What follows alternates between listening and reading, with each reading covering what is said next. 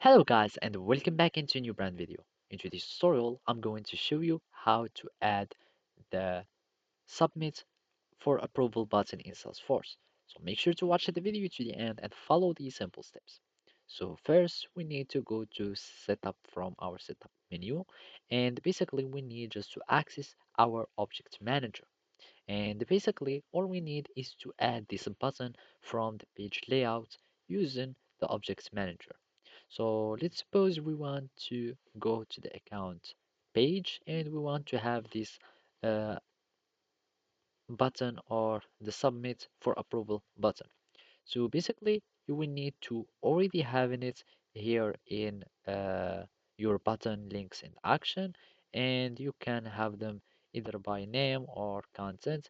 And you will need just to have this button from here, and basically at the end you will need just to go to the page layouts, and basically those are all the account page layouts, and we can go to here, and basically you will need just to add this button from to your page layouts. And basically first you will find the quick action in Salesforce Classic, and those are the mobile and lightning experience actions. So now we need just to search for quick actions or buttons, and from here we will find add contact, the get contacts, prospects, and etc. And basically, when you create your uh, submit for approval button, you will need just to come and drag it and drop it to anywhere in the page you want.